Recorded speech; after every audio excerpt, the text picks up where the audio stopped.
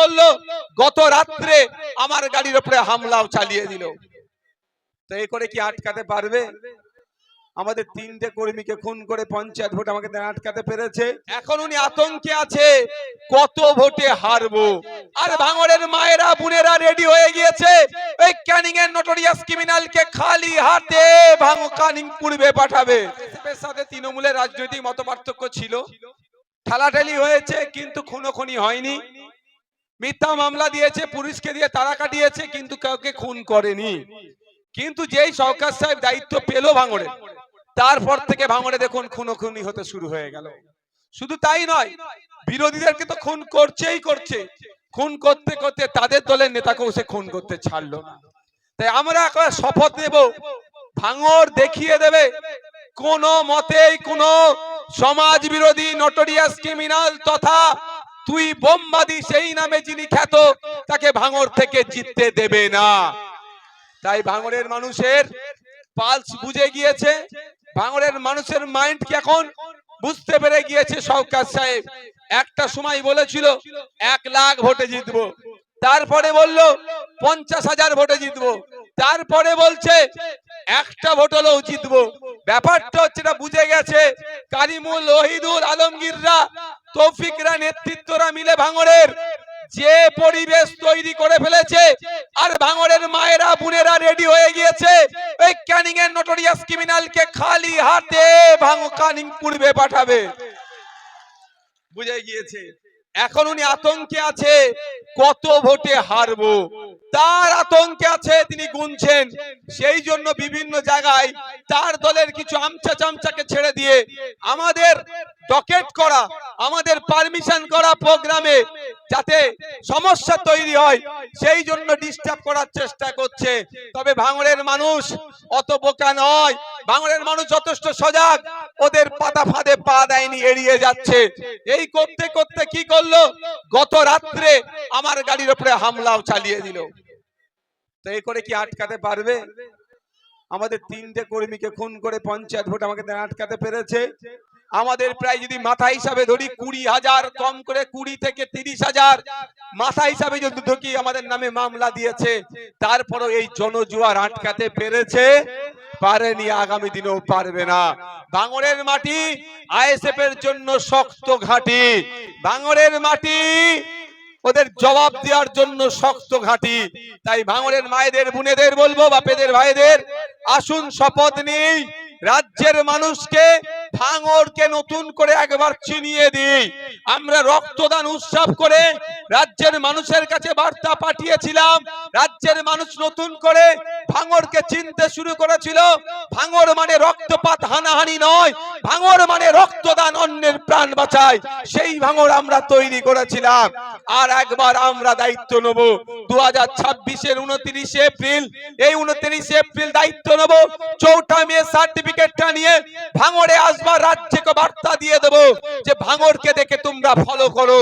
ভাঙড়ে কোনো notorious criminal বোমবাদা নেতাকে জোর করে চাপিয়ে দিলে ভাঙড়ের মানুষ গ্রহণ করে না, তাকে খালি হাতে ক্যানিং পূর্বে পাঠিয়ে দেবে। হবে তো নাকি? যেমন আজকে দেখুন, যাই হয়, দেগঙ্গা যাচ্ছি, আমডাঙ্গা যাচ্ছি, বাদুরিয়া যাচ্ছি, মধ্যগ্রাম যাচ্ছি, রাজ্যের যেখানেই যাচ্ছি না কেন একটাই কথা বলছে, ভাইজান এবার এখানে যিনি দাঁড়াবেন তাকে পাস করে বিধানসভায় পাঠাবো।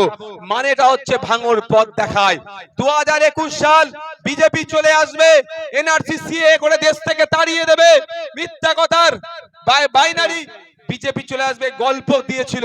সারা রাজ্যের মানুষ বিজেপি তৃণমূলের বাইনারি খেয়ে নিয়েছিল, কিন্তু ভাঙড়ের মানুষ স্রোতের বিপক্ষে রিস্ক নিয়ে আমাকে 26,000 লিডে বিধানসভায় পাঠিয়েছিল।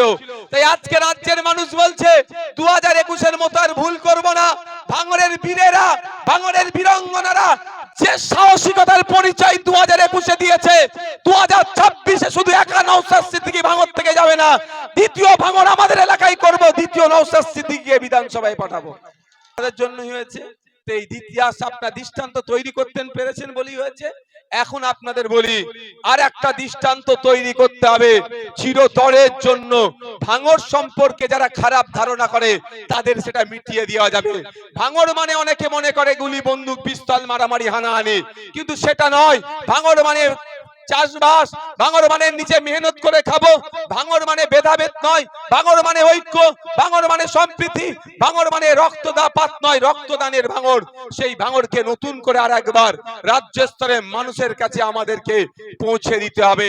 তাই আপনাদের বলবো 2026-এর 29 এপ্রিল খাম চিহ্নে ভোট দিয়ে তৃণমূল কংগ্রেস নয়, রাজ্যের মানুষের কাছে বার্তা পাঠান, যাকে তাকে ধরে ক্যান্ডিডেট করে দেবে তাকে আমরা মানব না। তাই আপনারা না মেনে প্রমাণ যখন করে দেবেন, ব্যাপকভাবে যখন হারিয়ে দেবেন, 2031 সালে যখন নতুন প্রার্থী দেবে আবার বিধানসভা নির্বাচনে 294টা সিটে বিভিন্ন দলের থেকে, তারাও বিবেচনা করবে কোন গুন্ডা ক্রিমিনাল মস্তানকে ধরে প্রার্থী করে দিলে কিন্তু সেই জায়গার মানুষ বলবে চলো ভাঙর তৈরি করব, এই গুন্ডা ক্রিমিনাল মস্তানকে বিধানসভায় যেতে দেব না। তাহলে আপনাদেরকে ফলো করবে। তাই আমি আপনাদের বলবো প্রস্তুত নেন, আমাদেরকে ঐক্যবদ্ধ হতে হবে। আমি 2021 সালে যে নির্বাচনে যে র্যালিতে ঘুরেছিলাম, আর 2026-এ বিশ্বাস করুন ঠিক তার উল্টো দেখছি। কারণ এখানকার মানুষের স্বতঃস্ফূর্ত উপস্থিতি 2021-এ এত ছিল না। কারণ আজকের ভাঙড়ের মানুষ বুঝে গিয়েছে নটোরিয়াস ক্রিমিনালটা এতদিন ক্যানিং পূর্বকে খেয়েছে, ধ্বংস করেছে, আগুন জ্বালিয়েছে। এবার ভাঙড়ে এসে আমাদের রেজ্জাক খা তৃণমূলের নেতা তো কি হয়েছে, ওটাকেও খুন করতে ছাড়লো না। সে যদি এখানে একবার সুযোগ পেয়ে যায়, ভাঙড়ের সাধারণ মানুষের কিন্তু চোখের পানিতে ভাত খেতে হবে। তাই ওকে কোনো মতেই ভাঙড়ের জায়গা দেওয়া যাবে না। আজকে আমি র্যালিতে নারায়ণপুর অঞ্চলে ছিলাম, দুটো মানুষের সাথে চলার পথে দেখা হলো, অনেক মানুষের সাথে কথা হয়েছে। সে আমাকে বলছে ডাইরেক্ট যে ভাইজান আমি কিন্তু তৃণমূল করি, কথা দিচ্ছে এবার ভোটটা কিন্তু আপনাকে আমি দেবো।